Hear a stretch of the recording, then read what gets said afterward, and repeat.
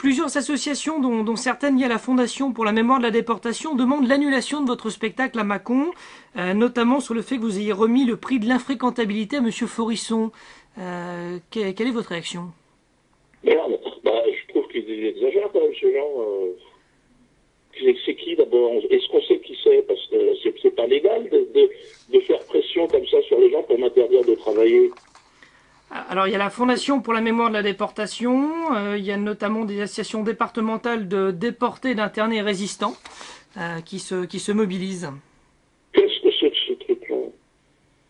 Moi, ce que je comprends pas, c'est que, bon, déjà, a priori, qui sont ces personnes? Parce que c'est parfaitement illégal de faire pression.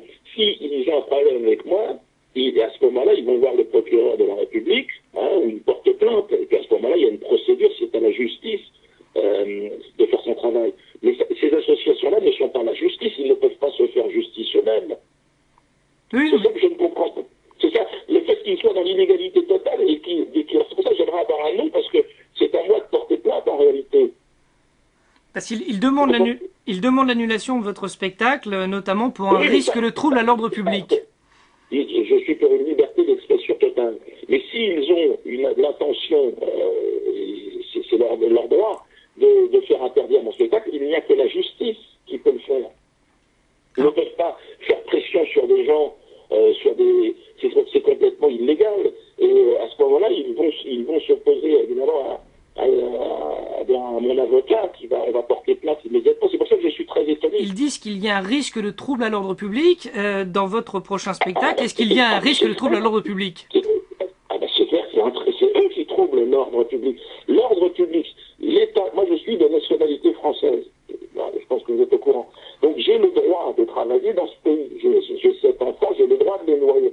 Alors si on veut m'interdire de travailler, il faut passer par une procédure qui est la justice française. On ne peut pas, d'ailleurs, à La Rochelle, des associations de ce genre ont tenté. La ville de La Rochelle a été condamnée à me verser 50 000 euros. Alors moi, je ne voudrais pas qu'il arrive la même chose à la municipalité de Mâcon. Les gens de Mâcon n'ont pas à me donner cet argent-là. Et je ne veux pas cet argent. Je veux juste travailler, moi. Alors, si on revenait un petit peu plus sur la forme, finalement, votre spectacle, c'est quoi en quelques mots? Mon spectacle, c'est un spectacle sur la danse. Foxtrot. C'est une danse des années 20 aux États-Unis. Ça veut dire pas de renard. Je ne sais pas si vous parlez. Et donc l'idée, c'est de montrer que par la danse, on peut voir et aborder tout un tas de sujets. La danse, c'est vrai que c'est intéressant, c'est passionnant. Donc il n'y a pas de trouble à l'ordre public avec votre spectacle et la danse? À moins qu'on considère que quand on danse mal, que ça trouble l'ordre public. Parce que là, encore une fois, je n'ai pas de formation de danseur. Je ne vous cache pas que quand je parle de foxtrot, des fois c'est pas tout à fait le pas n'est pas tout à fait